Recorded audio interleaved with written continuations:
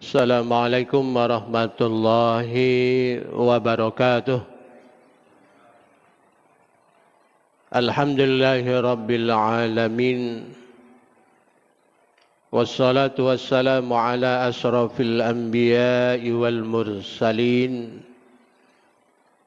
Wa ala alihi wa ashabihi ajma'in. Ashhadu an la ilaha illallah wa ashhadu anna Muhammadan abduhu wa rasuluh. Allahumma salli ala Muhammad wa ala ali Muhammad. Qala ta'ala, a'udzu billahi minasy syaithanir rajim. Bismillahirrahmanirrahim. Ya ayyuhallazina amanu taqullaha haqqa tuqatih wa la tamutunna illa wa antum muslimun. Qala Nabi sallallahu alaihi wasallam,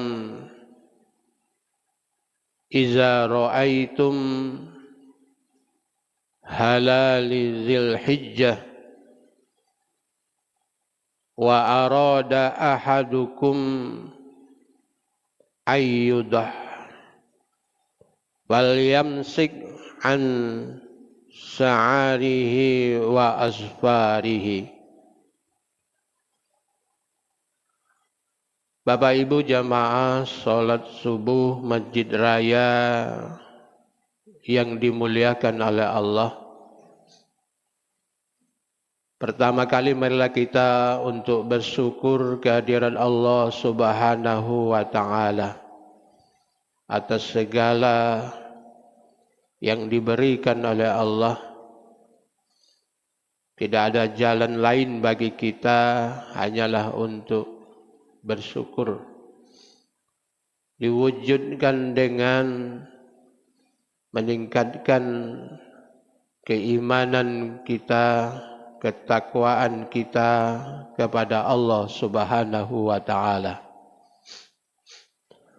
Salawat dan salam senantiasa tercurah untuk Nabi kita, Nabi Muhammad sallallahu alaihi wasallam, keluarga, sahabat, dan orang-orang yang setia dengan ajarannya sampai akhir kelak. Adapun tema judul kita pada pagi hari ini adalah larangan orang-orang yang sudah berkeinginan, berniat, yang sudah punya hewan kurban, maka menahan atau tidak memotong rambut atau kuku sampai penyembelihan hewan kurbannya. Di dalam hadis tadi saya bacakan, iza ra'aitum halali dzil hijjah, apabila kamu sudah melihat hilal bulan Zulhijjah, wa arada ahadukum ayyudahi, dan di antara kamu yang sudah berkeinginan atau sudah memiliki hewan kurban, fal yamsik, maka tahan, maka tidak memotong, mencukur, an sya'arihi wa asfarihi, jadi tidak memotong rambut, mencukur rambut, dan juga tidak memotong kuku sampai sembelihan hewan kurbannya dipotong atau disembelih. Hadis riwayat Muslim. Bapak Ibu yang dirahmati Allah, kita sudah berada di 3 hari di bulan Zulhijjah.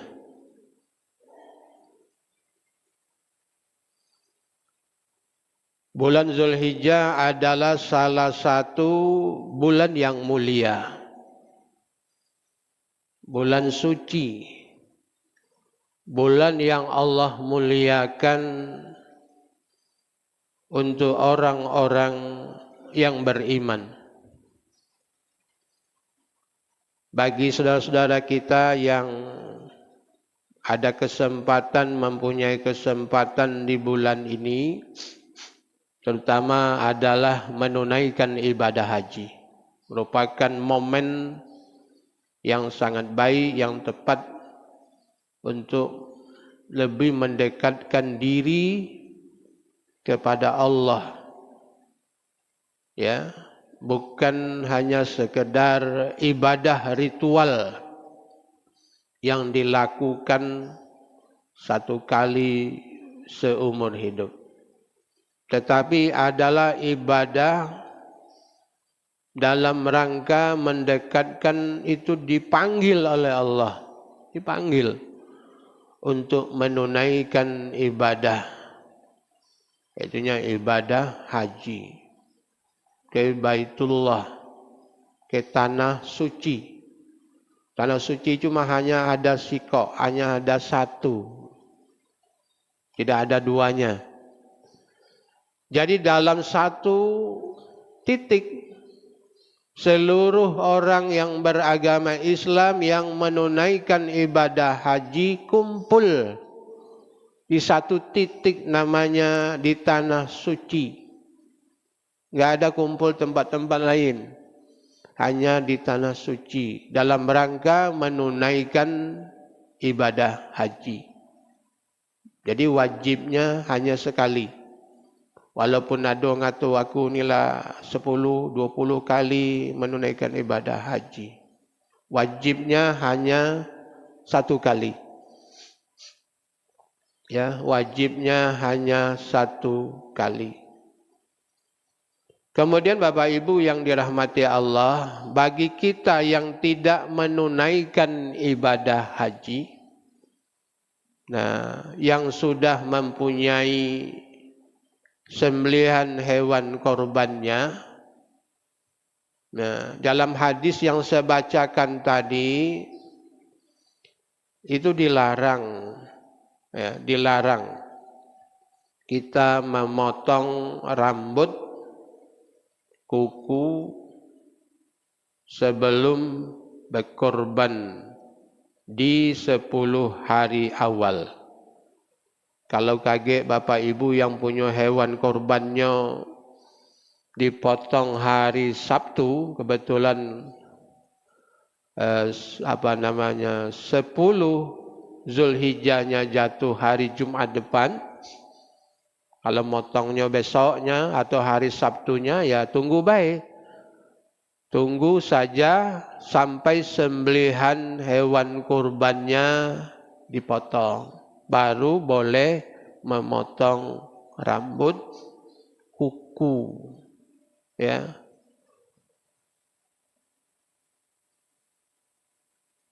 Bapak Ibu yang dirahmati Allah, pelajaran yang terdapat di dalam hadis ini adalah yang pertama, bagi siapa yang memiliki hewan kurban, ya, atau yang sudah berkeinginan untuk berkurban,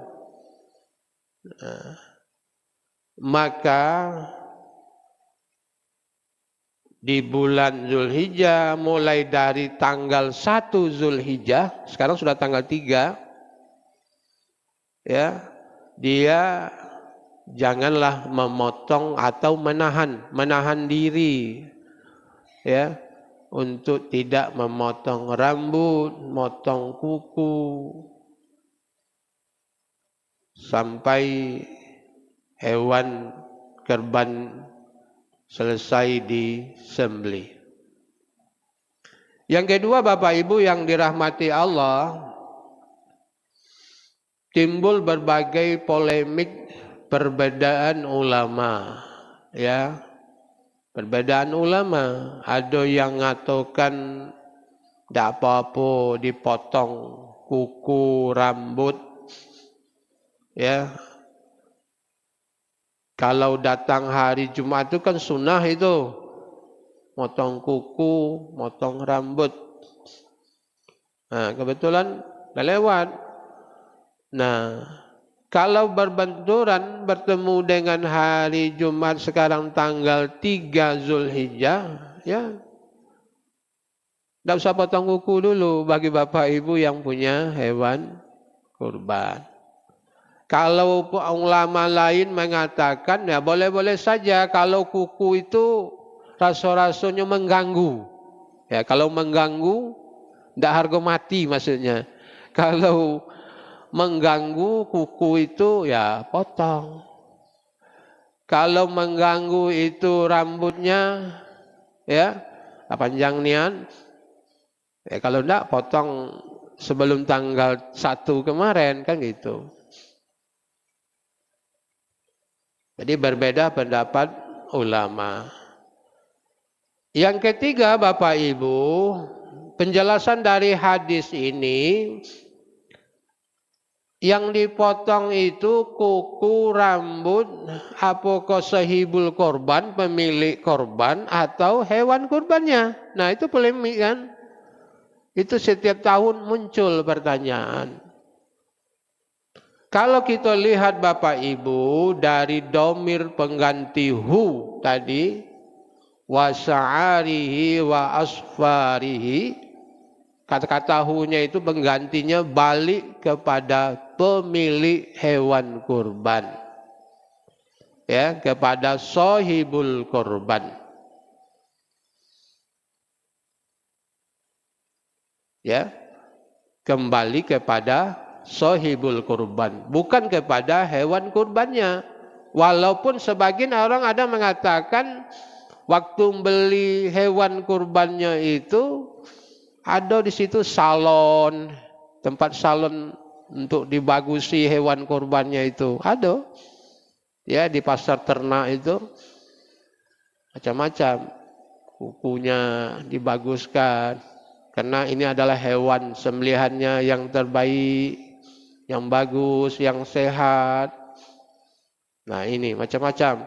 Tetapi menurut penjelasan ulama, jumhur ulama, yang lebih kuat itu adalah kembali kepada sahibul kurban, yang memiliki hewan kurban.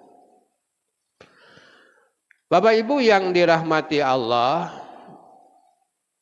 jadi berkorban itu di dalam Al-Quran juga dijelaskan. Ya, setiap larangan atau perintah Allah tentu ada hikmahnya. Kenapa dilarang? Kenapa dianjurkan? Di dalam surat An-Nur ayat 5 itu dijelaskan, innama kana qaulul lil mu'minina iza da'u ilallahi wa rasulihi.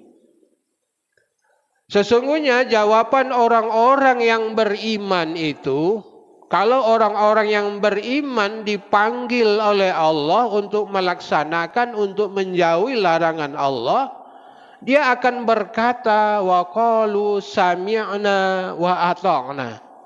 Itu orang beriman.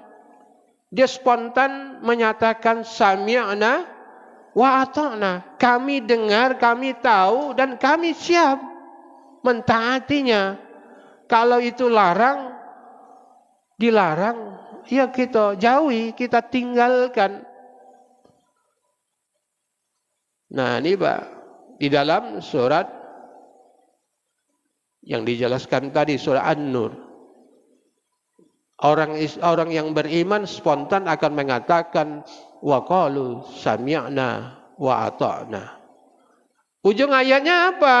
Ulaika humul muflihun. Mereka itulah orang-orang yang beruntung.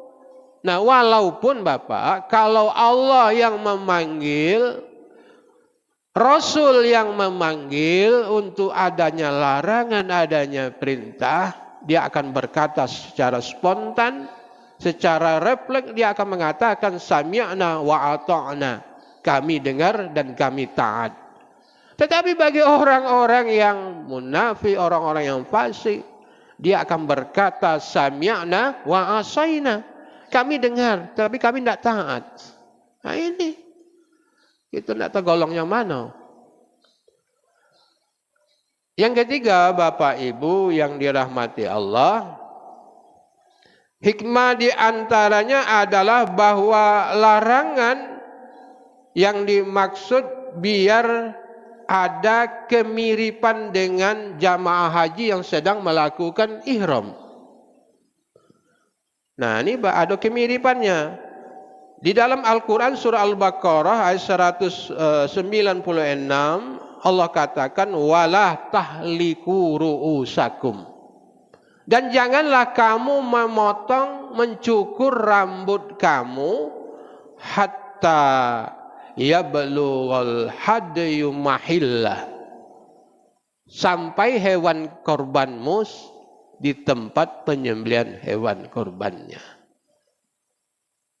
Kalau bagi orang yang umrah atau berhaji sedang berihram, ketika dia sedang berihram tidak boleh potong rambut dulu, mencukur rambutnya sebelum selesai.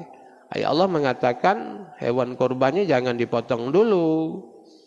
Nah ini. Ya mudah-mudahan Bapak Ibu kita dapat mentaatinya. Nah menurut Imam Nawawi dari syarah, dari penjelasan hadis Bukhari dan Muslim ini menjelaskan apa Pak? Bahwa larangan ini tidak sampai kepada haram. Tidak sampai kepada haram. Tidak akan mengurangi pahala dan keutamaan berkorban itu sendiri. Aku nyelata potong rambut, aku lah motong kuku, ya, tidak akan sampai. Cuma makruh. Makruh itu apa Bapak Ibu? Artinya makruh ditinggalkan lebih baik ketimbang dilakukan. Sama makan jengkol, makan kabau, itu makruh. Ya, ditinggalkan lebih baik. Kan begitu. Tidak sampai kepada haram dan tidak akan mengurangi pahala dan keutamaan yang berkorban. Jadi tidak sampai mengancam haram, batal, tidak sah kurbannya, tidak. Nah ini hanya makruh. Jadi sekali lagi kalau yang pertama tadi, kalau itu memang larangannya datang dari Allah dan Rasulnya, di hari yang 10 pertama di bulan Zulhijjah itu, nah kita siap untuk menjalankan larangan itu, menjauhi larangan itu. Walaupun kumisnya panjang, kukunya panjang, 10 hari tidak juga ya. Ayo, mari kita mudah-mudahan kita tinggalkan dapat pahala. Kemudian Bapak Ibu yang dirahmati Allah, di 10 hari pertama, minggu pertama di bulan Zulhijjah, mulai dari tanggal 1 sampai 10 Zulhijjah, banyak amalan-amalan kita lakukan. Ya, sebagaimana, ini menurut beberapa ulama juga nih Bapak Ibu, sebagaimana kita ini pada bulan Ramadan di 10 malam, di 10 hari yang terakhir di bulan Ramadan, di situ ada namanya Lailatul Qadar.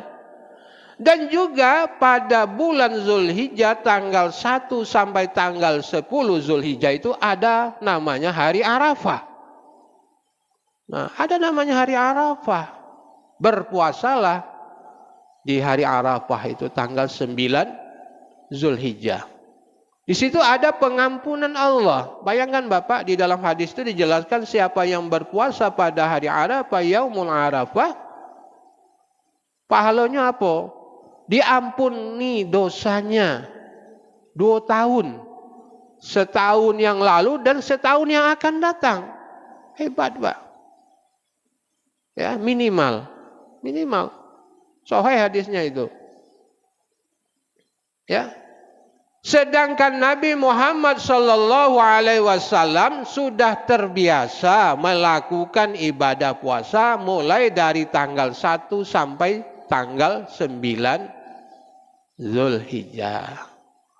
Jadi tidak mengapa Bapak Ibu kita ini berpuasa dari tanggal 1 sampai tanggal 9. Setidak-tidaknya minimal tanggal 9 Zulhijjah, puasa Arafah.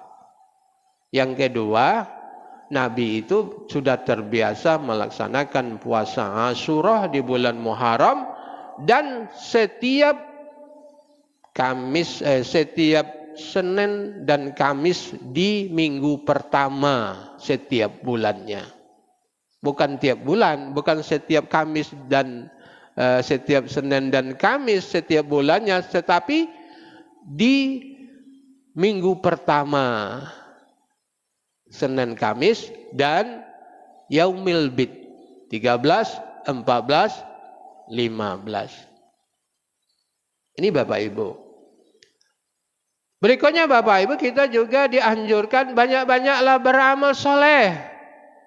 Seperti tadi, kita ini di 10 terakhir di bulan Ramadan itu mungkin kita bersungguh-sungguh untuk mendapatkan malam Lailatul Qadar. Begitu juga kita bersungguh-sungguhlah di 10 pertama di awal bulan Zulhijjah. Banyak-banyaklah baca Quran. Kok bisa kita di bulan Ramadan bisa selesai khatam 30 juz? Digenjotlah banyak-banyak baca Quran, banyak-banyaklah berzikir kepada Allah. Bahkan di dalam riwayat itu menjelaskan bahwa Ibnu Umar dan Abu Hurairah sudah banyak-banyak dia berzikir, bertakbir, bertahmid, bertahlil mulai dari 1 Zulhijjah sampai hari Tasyrik. Kalau gitu kebiasaan kita ini kan sudah masuk di malam 10 Zulhijjah, sudah maghrib baru bertakbir. Dalam riwayat itu sahabat Nabi itu sudah bertakbir banyak-banyak, berzikir kepada Allah. Dia pergi ke pasar, kebetulan orang-orang di pasar itu ngikuti juga, bertakbir, bertahmid dan bertahlil. Tapi karena kita tidak biasa, hanya pada 10 sampai hari Tasriknya kita banyak-banyak berzikir kepada Allah. Terakhir Bapak Ibu, kita juga dianjurkan banyak-banyaklah bersedekah. Bersedekah itu bukan hanya dengan uang saja, membantu meringankan beban orang lain. Dan juga kita pada bulan puasa lebih senang memberi makan orang yang berpuasa. Begitu juga kita di 10 hari yang pertama di bulan Zulhijjah, kalau ada yang berpuasa, kita juga berpuasa memberi orang yang berbuka, orang yang berpuasa. Ya. Nilainya sama juga kita berpuasa. Ada orang puasa 10, berarti kita lah berpuasa 10 hari dapat nilai tambahan pahalanya. Banyak-banyaklah bersedekah. Bersedekah itu sekali lagi Bapak Ibu tidak hanya bentuknya uang, mungkin tenaga, mungkin pikiran, mungkin sumbangan-sumbangan yang lain yang bisa kita berbuat baik. Artinya Bapak Ibu disuruh kita ini banyak-banyaklah berbuat baik, dan hindarkanlah diri kita dari berbuat jahat, berbuat buruk, berbuat dosa, berbuat maksiat.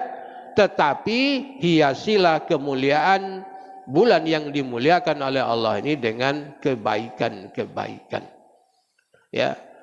Kalau ngatoi wong, ya jauh-jauhilah nahan mulut untuk ngatai-ngatai wong. Lebih banyaklah beristighfar, bertaubat kepada Allah, menahan diri untuk tidak mengeluarkan kata-kata yang membuat lisan kita ini tidak berhenti berbuat dosa. Ya, banyak-banyaklah dengan beristighfar, banyak-banyaklah berzikir kepada Allah ketimbang kita menggibah, termasuk berselisih, mencari bermasalah-masalah dengan orang lain. Mudah-mudahan di 10 yang pertama di bulan Zulhijjah ini kita dapat mengisinya dengan amal soleh, meningkatkan amal soleh, amal kebaikan kita.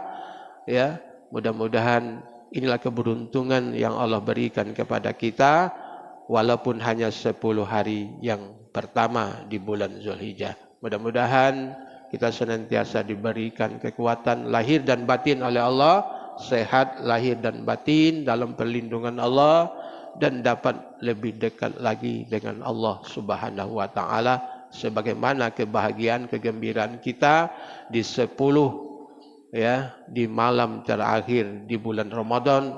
Juga kita berusaha bagaimana semarak bulan Zulhijjah di 10 yang awal ini kita dapat mengisinya dengan berbagai kebaikan. Istilahnya mungkin barangkali. Terima kasih. Nasrul minallah fatul qarib. Abashil mu'minin. Wassalamualaikum warahmatullahi wabarakatuh.